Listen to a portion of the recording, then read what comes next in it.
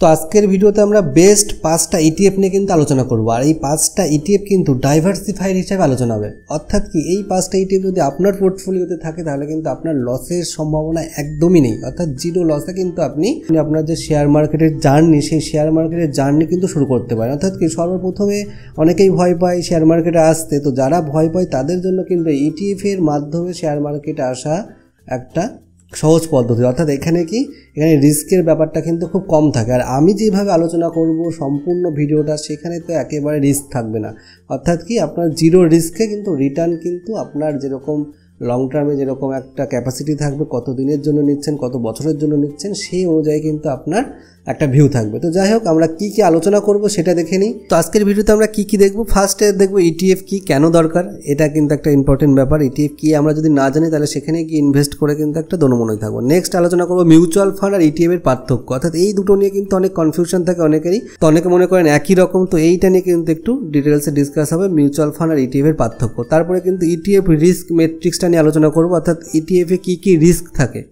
এবার রিস্ক তো সব কিছুতেই থাকে, কিন্তু ইটিএফ বলো মিউচুয়াল ফান্ড বলো এই সমস্ত জায়গায় কিন্তু রিস্ক খুবই কম। আর যে খুবই কম যেটুকুই রিস্ক থাকে সেটুকু নিয়েও কিন্তু আমরা এখানে ডিটেলস আলোচনা করব। তারপরে নেক্সট পয়েন্ট কিন্তু ডাইভার্সিফিকেশন স্ট্র্যাটেজি। অর্থাৎ যে 5টা স্টক নিয়ে এখানে আমরা আলোচনা করব, সেই 5টা স্টক কত পার্সেন্ট কি আমাদের নেওয়া জরুরি, সেই সব নিয়ে কিন্তু 4 নম্বর পয়েন্ট আলোচনা করব। আর লাস্টে কিন্তু আমাদের যে মেন কন্টেন্টটা টপ 5টা ইটিএফ ডাইভার্সিফাইড হিসাবে, সেই 5টা ইটিএফ নিয়ে কিন্তু আমরা আলোচনা করব। তো একে একে আমরা চলে যাই পয়েন্টে। তো ফার্স্ট পয়েন্ট হচ্ছে ইটিএফ কি। তো ইটিএফ হলো এমন একটা ইনভেস্টমেন্ট ফান্ড যেটা কিন্তু স্টক এক্সচেঞ্জে শেয়ারের মতো ট্রেড করে। আর মিউচুয়াল ফান্ড কিন্তু শেয়ারের মতো ট্রেড করে না। আমরা যখন মিউচুয়াল ফান্ড আর ইটিএফ এর পার্থক্যটা দেখব তখন কিন্তু আমরা সেখানে ডিটেলসে বুঝবো। আর এটা একটা বাস্কেট যেখানে কিন্তু অনেক সিকিউরিটি থাকে, যেমন শেয়ার, বন্ড, কমিউনিটি এরকম কিন্তু থাকে। তো দেখা গেলো নিফটি 50-র আমরা ইটিএফ নিয়েছি, তাহলে কিন্তু সেখানে নিফটি 50-র যে স্টকগুলো রয়েছে সেই স্টকের কিন্তু একটা বাস্কেট হয়ে যাবে। তাহলে ইটিএফ কিন্তু একটা বাস্কেট অফ সিকিউরিটি। তারপরে কি এই ইটিএফ কিন্তু ইন্ডেক্সকে ফলো করে। কেউ যদি নিফটি 50-র ভেতরের ইটিএফ নিতে চায় তাহলে কিন্তু সেই নিফটি 50-র ইন্ডেক্স ফলো করবে। কেউ যদি নাসডাক 100-এর যে ইটিএফ রয়েছে সেটাকে যদি কেউ নিতে চায় তাহলে কিন্তু নাসডাক 100-এর ভেতরে যেসব শেয়ার রয়েছে আমেরিকান মার্কেটে, তো সেই সব স্টকগুলোই কিন্তু এই ইন্ডেক্স ফলো করবে। আর কেউ যদি গোল্ডের ইটিএফ নিতে চায় সেও কিন্তু গোল্ডের প্রাইস ফলো করবে। তো এইটা কিন্তু মনে রাখতে হবে যে ইন্ডেক্স ফলো করে। তারপরে নেক্সট আমরা যদি বলি মিউচুয়াল ফান্ড প্লাস শেয়ার মার্কেটের মিশ্রণ কিন্তু ইটিএফ। অর্থাৎ মিউচুয়াল ফান্ডেরও একটা ব্যাপার রয়েছে, যে বাস্কেটের ব্যাপারটা মিউচুয়াল ফান্ডের থেকে আসে, আর শেয়ার মার্কেট মানে ডেইলি কিন্তু বাই সেল করতে পারবো, এটা কিন্তু শেয়ার মার্কেটের থেকে আসে। তো মিউচুয়াল ফান্ড আর শেয়ার মার্কেটের মিশ্রণ কিন্তু ইটিএফ, এটা কিন্তু মাথায় রাখতে হবে। আর ইটিএফ কেন দরকার হয়, 1 নম্বর কি ডাইভার্সিফিকেশনের জন্য। অর্থাৎ একসাথে অনেক কোম্পানির শেয়ার আমরা ইটিএফ এর মাধ্যমে নিতে পারি। লো কস্ট ইটিএফ কিন্তু সব থেকে কম খরচ হয় ইটিএফ বাই সেল করলে। আর এখানে ট্রান্সপারেন্সিও আছে, যেখানে ডেইলি ডিসক্লোজ হয়। আর একটা ব্যাপার লিকুইডিটি, এই লিকুইডিটি কিন্তু ইটিএফ এ থাকে, যেখানে কিন্তু ইন্টারডে কেউ যদি মনে করে আমি ইটিএফ এ ইন্টারডে করবো, সেখানে কিন্তু ইন্টারডে করতে পারে। এটা কিন্তু ইটিএফ এ হয়, মিউচুয়াল ফান্ডে কিন্তু হয় না। আর একটা ব্যাপার কি গ্লোবাল ট্রেড নেওয়া যায়। অর্থাৎ গ্লোবালে কেউ যদি মনে করে নাসডাক 100-এর যে স্টকগুলো রয়েছে সেই সব স্টকগুলোর ওপরে কেউ যদি মনে করে আমি বাই করবো, তাহলে কিন্তু গ্লোবালের এই নাসডাক 100-এর ইটিএফ নিতে পারে। কেউ যদি মনে করে S&P 500-এর ইটিএফ নেবো, তাহলে কিন্তু সে পরোক্ষভাবে কিন্তু আমেরিকান মার্কেটেও কিন্তু সে ইনভেস্ট করতে পারে আমাদের ইন্ডিয়ান মার্কেটে থেকে। তাহলে আমাদের ফার্স্ট পয়েন্ট কিন্তু আমরা আলোচনা করলাম ইটিএফ কি এবং কেন দরকার হয়। তো এরপরে 2 নম্বর রয়েছে মিউচুয়াল ফান্ড আর ইটিএফ এর পার্থক্য। তো আমরা যদি পার্থক্য দেখি, বাঁ সাইডে কিন্তু মিউচুয়াল ফান্ড রয়েছে আর ডান দিকে রয়েছে ইটিএফ। তো মিউচুয়াল ফান্ড এএমসিতে ট্রেড হয়, আর ইটিএফ কিন্তু স্টক এক্সচেঞ্জে ট্রেড হয়। আর এর দাম নির্ধারণ হয় একদম দিনের শেষের যে নেট অ্যাসেট ভ্যালুটা থাকে তার উপরে কিন্তু মিউচুয়াল ফান্ডের দাম নির্ধারণ হয়। আর ইটিএফ কিন্তু একদম যে শেয়ার মার্কেট যেরকম ডেইলি ওঠানামা করে সেই অনুযায়ী কিন্তু ডেইলি যে মার্কেট প্রাইস থাকে তার ভিত্তিতে কিন্তু দাম নির্ধারিত হয়। মিউচুয়াল ফান্ড কেনা বেচার জন্য কিন্তু এএমসি বা ডিস্ট্রিবিউটার বা মিউচুয়াল ফান্ডের অ্যাপস লাগে। আর ইটিএফ কিন্তু কেনা বেচার জন্য ডিম্যাট অ্যাকাউন্ট বা ট্রেডিং অ্যাকাউন্টের প্রয়োজন হয়। তো তোমাদের যাদের ডিম্যাট অ্যাকাউন্ট বা ট্রেডিং অ্যাকাউন্ট নেই, আমাদের ডেসক্রিপশনে লিঙ্ক দেওয়া রয়েছে, তো সেই লিঙ্ক থেকে ডিম্যাট বা ট্রেডিং অ্যাকাউন্ট ওপেন করে কিন্তু তোমরা ইটিএফে ইনভেস্ট করতে পারো। তারপর নেক্সট রয়েছে এক্সপেন্স রেশিও। তো মিউচুয়াল ফান্ডের এক্সপেন্স রেশিও কিন্তু অলওয়েজ ইটিএফ এর থেকে কিন্তু বেশি হয়। তো এই এক্সপেন্স রেশিওর জন্যই কিন্তু ইটিএফ মিউচুয়াল ফান্ডের থেকে বেটার, এটা কিন্তু আমাদের মাথায় রাখতে হবে।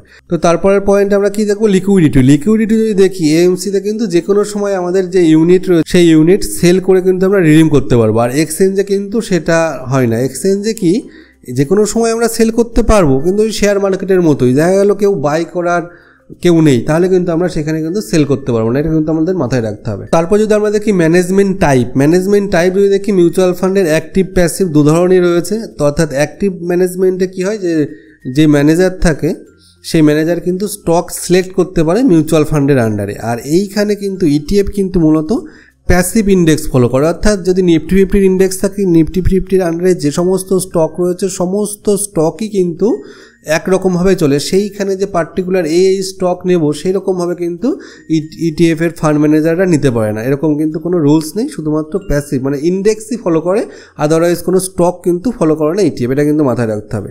তো নেক্সট রয়েছে ইটিএফ রিস্ক মেট্রিক্স। তো এইখানে যদি আমরা দেখি তাহলে কিন্তু টোটাল 5টা পয়েন্ট রয়েছে, এই 5টা পয়েন্টে কিন্তু আমরা ডিটেলসে ডিসকাস করবো। আর এই 5টা পয়েন্টের ভিতরে প্রথম 3টে পয়েন্ট কিন্তু বেশি গুরুত্বপূর্ণ, এই 3টে জিনিস দেখেই কিন্তু আমাদের ইটিএফ নেওয়া উচিত। তো ফার্স্ট পয়েন্ট রয়েছে কি ট্র্যাকিং ইরর। এই ট্র্যাকিং ইররটা কি? এই ট্র্যাকিং ইররটা হচ্ছে বেঞ্চমার্ক আর ইটিএফ এর রিটার্নের যে গ্যাপটা, সেই গ্যাপটাকে কিন্তু বলছে ট্র্যাকিং ইরর। তো ট্র্যাকিং ইরর সচরাচর 0.5%-এর ভিতরে থাকলেই কিন্তু ভালো, এবং তার বেশি হলে কিন্তু সেটা একটু বেশি হয়ে যায়। তো দেখা গেলো একটা ইটিএফ নিফটি 50-র যে বেঞ্চমার্ক সেই বেঞ্চমার্ককে ফলো করছে, আর সেই বেঞ্চমার্ক দেখা গেলো বছরে তাদেরকে 15% রিটার্ন দিচ্ছে। আর দেখা গেলো সেই নিফটি 50-র যে নিফটি 20 যে ইটিএফ, সেই ইটিএফ দেখা গেলো বছরে 14.5% কিন্তু রিটার্ন দিচ্ছে। তাহলে এই যে বেঞ্চমার্ক আর ইটিএফের যে রিটার্নের যে ডিফারেন্সটা 0.5%, এটাই কিন্তু ট্র্যাকিং এরর। অর্থাৎ ট্র্যাকিং এরর কিন্তু সবসময়ের জন্য খুব কম হওয়াটাই কিন্তু সব থেকে ভালো, এটা কিন্তু মাথায় রাখতে হবে। তো তারপরে নেক্সট আমাদের পয়েন্ট এক্সপেন্স রেশিও। এক্সপেন্স রেশিওটা কি? এক্সপেন্স রেশিও কিন্তু যে ইটিএফটা আমাদের বাই করছি সেই ইটিএফের জন্য একটা চার্জ দিতে হয়, সেই চার্জটা কত সেটা কিন্তু আমাদের দেখে নিতে হবে সব সময়ের জন্য। তো যত কম এক্সপেন্স রেশিও তত কিন্তু বেটার। এই কথাটা কেন বলছে, আমরা একটু গুগলে চলে যাই। গুগলে গিয়ে যদি আমরা দেখি তাহলে কি দেখবো, যে এসআইপি ক্যালকুলেটরে যদি আমরা দেখি তাহলে এইখানে সাপোজ যদি আমরা 15.5% যদি রিটার্ন দেয়, যদি মাসে 10,000 টাকা আমাদের ইনভেস্ট থাকে, আর সেখান থেকে যদি 15.5% যদি রিটার্ন দেয় 25 বছর পরে, তাদের টোটাল ভ্যালু দাঁড়াবে কিন্তু 2,98,99,897। কিন্তু আমরা যদি এই 15.5% যেটা, এটাকে যদি 5% বাদ দিয়ে দিই, শুধু 15% যদি আমাদের রিটার্ন দেয়, যদি এক্সপেন্স রেশিওতে 0.5% কেটে নেয়, ম্যাক্সিমাম মিউচুয়াল ফান্ডে কিন্তু 0.5% কেটেই নেয়, কোনো মিউচুয়াল ফান্ড 1%ও কিন্তু এক্সপেন্স রেশিও কাটে। তাহলে দেখো প্রায় 25 লাখ টাকার কিন্তু ডিফারেন্স হচ্ছে। তো এই ডিফারেন্সটা কিন্তু একটা হিউজ ডিফারেন্স। তো সেই কারণে কিন্তু এক্সপেন্স রেশিওটা কিন্তু আমাদের খুবই একটা গুরুত্বপূর্ণ বিষয়, যেটা আমাদের দেখে নেওয়াই ভালো। তারপর নেক্সট পয়েন্ট কিন্তু AUM সাইজ যদি খুব কম হয় তাহলে কিন্তু সে বাই সেল করার ক্ষেত্রে কিন্তু একটু প্রবলেম হয়, অনেক সময় কিন্তু লিকুইডিটি কম থাকে, সেক্ষেত্রে কিন্তু প্রবলেম হয়। এটা কিন্তু মাথায় রাখতে হবে। মোটামুটি AUM সাইজ কিন্তু 500 কোটির কিন্তু ওপরে থাকতে হবে, এটা কিন্তু আমাদের মাথায় রাখতে হবে। আর একটা কি লিকুইডিটি ট্র্যাপ, এই ব্যাপারটাই আর কি, যে AUM এর সাইজের যে ব্যাপারটা বললাম, অনেক সময় কি যদি কম AUM সাইজ হয় তাহলে কিন্তু সেখানে যারা বাই করছে, দেখা গেল কেউ সেল করতে চাইছে 106 টাকায়, কিন্তু একজনে বাই করতে চাইছে 105 টাকায়। তাহলে এই যে গ্যাপটা, সেই গ্যাপটাকেই কিন্তু এখানে বলছে লিকুইডিটি ট্র্যাপ। অর্থাৎ আপনি বাই করার সময় অনেক সময় সেলার ঠিকঠাক পেতে না পারেন, আবার সেল করার সময় ঠিকঠাক বায়ার কিন্তু নাও পেতে পারেন। শুধুমাত্র কিন্তু AUM সাইজ যদি ঠিকঠাক করে দেখে নেন তাহলে কিন্তু এই প্রবলেমটা হবে না। আর এটা কিন্তু খুব সেরকম প্রবলেম না, এটা নর্মালি একটা প্রবলেম। এরকম নয় যে সেল করার কেউ থাকেই না, সাথে সাথেই বাই সেল হয়ে যায়, কিন্তু তবুও কিন্তু একেবারে কম যে AUM সাইজ সেইগুলো কিন্তু অ্যাভয়েড করাই ভালো। তো তারপরে 5 নম্বর পয়েন্ট হচ্ছে ট্যাক্স অ্যাডভান্টেজ। তো এখানে কিন্তু মিউচুয়াল ফান্ড আর ETF এর একই রকম ব্যাপার। তো 1 লাখ পর্যন্ত ইনকামে কিন্তু কোনো রকম ট্যাক্স দিতে হয় না, এবং তার বেশি ইনকাম করলে তখন কিন্তু ট্যাক্স দিতে হয়। এটা কিন্তু আমাদের মাথায় রাখতে হবে, যে শুধুমাত্র ইনকাম হলো, আমরা অনেক টাকা ইনকাম করে ফেললাম মিউচুয়াল ফান্ড আর ETF থেকে, তো সেইখান থেকে কিন্তু সরকারকেও দিতে হবে। 1 লাখ টাকার ভেতরে হলে কোনো ট্যাক্স দিতে হবে না, এবং তার বেশি হলে কিন্তু তখন সরকারকে দিতে হবে। লং টার্ম ক্যাপিটাল গেন আর শর্ট টার্ম ক্যাপিটাল গেন অনুযায়ী কিন্তু দিতে হবে। তো এরপরে আমাদের 4 নম্বর পয়েন্টে যাবো। তো 4 নম্বর পয়েন্টে অ্যালোকেশন স্ট্র্যাটেজি, এটা আমরা সবার লাস্টে আলোচনা করবো। তো তার আগে আমাদের যে মেন যে পয়েন্টটা সেটা কিন্তু আমরা আলোচনা করি, যেটা কি টপ 5টা ETF। তো সবার আগে আমরা বলে নিই, এখানে 5টা ক্যাটাগরি আমরা ফার্স্টে আলোচনা করেছি। তো এখানে কিন্তু নিফটি 50-র ইটিএফ রয়েছে, নিফটি নেক্সট 50-র ইটিএফ রয়েছে, মিড ক্যাপের ইটিএফ রয়েছে, গোল্ডের ইটিএফ রয়েছে, নাসডাক 100-এর ইটিএফ রয়েছে। আর সমস্তটাই কিন্তু এমনভাবে আমাদের সিলেকশন করে এটা কিন্তু একটা ডাইভার্সিফাইড পোর্টফোলিও, অর্থাৎ এইখানে কিন্তু কারোর লস হওয়ার সম্ভাবনা একেবারেই নেই। আমি এর আগেও বলেছি এই 5টা স্টক যদি কারোর পোর্টফোলিওতে থাকে, 5টা ইটিএফ যদি কারোর পোর্টফোলিওতে থাকে তাহলে কিন্তু তাদের লস হওয়ার সম্ভাবনা একেবারেই নেই। তাহলে এই ইটিএফ এর ক্যাটাগরি অনুযায়ী যদি আমরা দেখি, তাহলে ফার্স্টে ক্যাটাগরি অনুযায়ী দেখে আমরা প্রত্যেকটা ইটিএফ নিয়ে কিন্তু আমরা একটু ডিটেলসে আলোচনা করব। ভিডিওটা বড় হবে কিন্তু কার্যকরী হবে, তো তোমরা সম্পূর্ণ ভিডিওটা কিন্তু দেখতে থাকো। তো ফার্স্টে যদি আমরা নিফটি 50-র ক্যাটাগরিতে থাকি, এটা সচরাচর নিফটি 50-র বেঞ্চমার্ক থেকে আসছে। আর এইখানে কিন্তু আমাদের যে সাজেস্টেড যদি বলতে পারো 3টে সাজেস্ট করেছি, তো তার ভেতরে আমি নিপন ইন্ডিয়া ইটিএফ নিয়ে কিন্তু আমি আলোচনা করব এরপরে। তো নিফটি নেক্সট 50-র ভেতরে আমরা আইসিআইসিআই প্রুডেন্টিয়াল নিফটি নেক্সট 50 ইটিএফ নিয়ে আলোচনা করব। আর মিড ক্যাপ ইটিএফ এর ভেতরে Motilal Oswal mid cap 100 ETF এটা হবে, হ্যাঁ এটা 150 লেখা রয়েছে, এটা 100 ইটিএফ নিয়ে আমরা আলোচনা করব। আর গোল্ডের ভিতরে নিপন ইন্ডিয়া গোল্ড ইটিএফ নিয়ে আলোচনা করব। আর নাসডাকের ভিতরে মতিলাল ওসওয়াল নাসডাক 100 ইটিএফ নিয়ে কিন্তু আমরা আলোচনা করব। আর সমস্ত এক্সপেন্স রেশিও এখানে দেওয়া রয়েছে, তোমরা এখানে দেখে নাও। তো আর একটা ব্যাপারে কি বেসিসে আমরা এটা ডাইভার্সিফাইড করলাম, অর্থাৎ এই যে নিফটি 50 ইটিএফ এটা কিন্তু হাই লিকুইডিটি, অর্থাৎ এইখানে কিন্তু রিস্কের কোনো জায়গা নেই। নিফটি 50 যেরকম আমাদের রিটার্ন দেয় এইখানে কিন্তু সেরকম রিটার্ন দেবে, তো এইখানে কিন্তু রিস্ক খুব কমে যাচ্ছে। আর নিফটি নেক্সট 50 কি ফিউচারে কিন্তু এটা খুব ভালো একটা পারফরমেন্স দিতে পারে এখানকার স্টক, সেই অনুযায়ী কিন্তু নিফটি নেক্সট 50 নিতে হচ্ছে, অর্থাৎ টপ 100টা স্টক কিন্তু এখানে নেওয়া হয়ে যাচ্ছে, তো সেখানে কিন্তু রিস্কের একদম ব্যাপার নেই। আর মিড ক্যাপ ইটিএফ একটু গ্রোথের জন্য, একটু অ্যাগ্রেসিভ গ্রোথের জন্য কিন্তু আমরা মিড ক্যাপ ইটিএফ নিচ্ছি।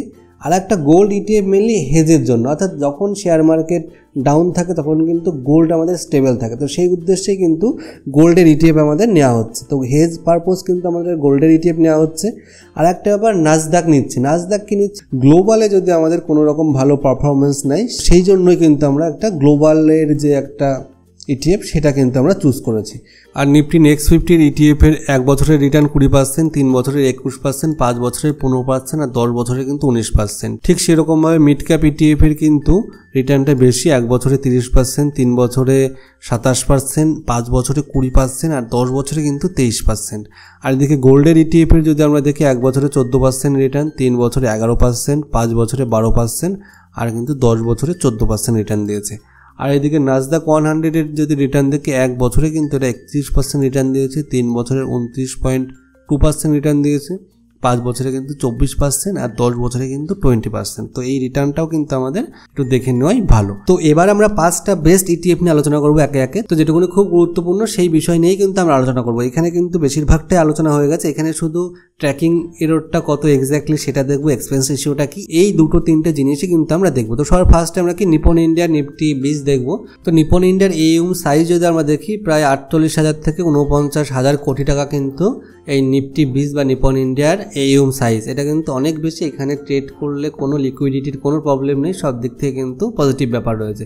আর এই ট্র্যাকিং এররটা যদি আমরা দেখি 1 সেকেন্ড, তাহলে 2025 সালের জুলাই মাসের ডাটা অনুযায়ী 0.19%, আর তার আগে 2025 সালের আগস্ট মাসের ডাটায় 0.14%, মোটামুটি এরকমই কিন্তু থাকে। তো ট্র্যাকিং এররের দিক থেকে মোটামুটি ফান্ড কিন্তু ঠিকই আছে। তাছাড়া আমরা যদি দেখি এই সমস্ত ডিটেলস কিন্তু আমরা এর আগে যে চার্ট সেই চার্টেই দিয়ে দিয়েছি, সমস্তটাই নিফটি 50-র বেঞ্চমার্কে রয়েছে, তো এখানে খুব একটা গুরুত্বপূর্ণ ব্যাপার নেই। আর একটা ব্যাপার যেটা বলা হয়নি, মিউচুয়াল ফান্ডে কিন্তু এক্সিট লোড থাকে, আর সেটা কিন্তু এই ইটিএফে কিন্তু এক্সিট লোড থাকে না, এই পয়েন্টটা কিন্তু আমাদের মাথায় রাখতে হবে। তো এরপরে নেক্সট রয়েছে আইসিআইসিআই নিফটি নেক্সট 50 ইটিএফ, সেটা যদি আমরা দেখি নেক্সট 50 ইটিএফের যে এক্সপেন্স রেশিও সেটা কিন্তু খুব কম, 0.10। তাছাড়া এএম সাইজও কিন্তু 1597.95 কোটি, এটাও কিন্তু অনেক বেশি। আর ট্র্যাকিং এরর কিন্তু 0.07% রয়েছে, এটাও কিন্তু বেশ ভালো রয়েছে। তারপরে নেক্সট কি আছে, তারপরে নেক্সট হচ্ছে মতিলাল ওসওয়ালের মিড ক্যাপ ইটিএফ, এটা 100 ইটিএফ, সেটা যদি আমরা দেখি তাহলে কি দেখবো, সেখানে কিন্তু এদের যে টোটাল যে এএম সাইজ এটা কিন্তু 693.474 কোটি। যেহেতু মিড ক্যাপ ফান্ড সেহেতু কিন্তু এএম সাইজটা একটু কম, কিন্তু 500 কোটির থেকে ওপরে রয়েছে, নিঃসন্দেহে কিন্তু ভালো।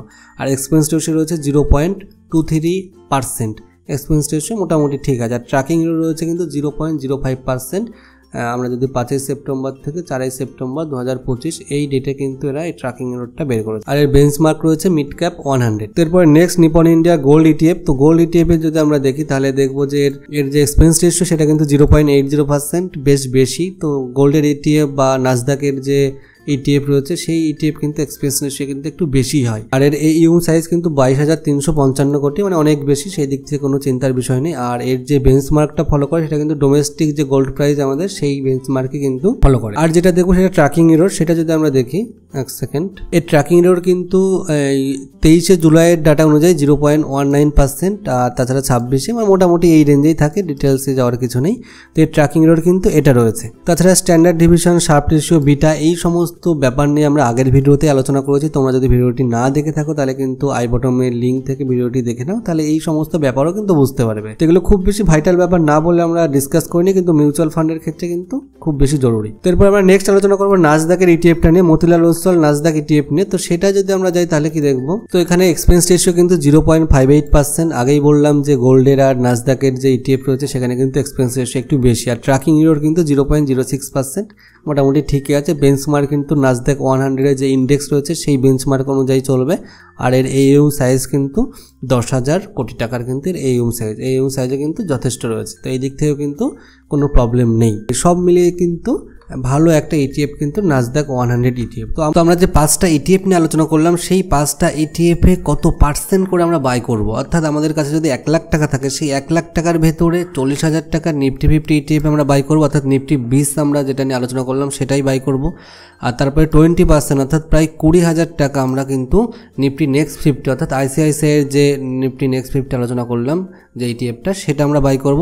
আর তারপরে মিড ক্যাপ ETFেও কিন্তু 20% মানে 20,000 টাকা সেখানে আমরা ইনভেস্ট করব, 20,000 টাকা। তারপরে 10,000 টাকা গোল্ডে আমরা ইনভেস্ট করব, আর 10,000 টাকা কিন্তু নাসদাকের যে 100 ETF সেখানে কিন্তু আমরা ইনভেস্ট করব।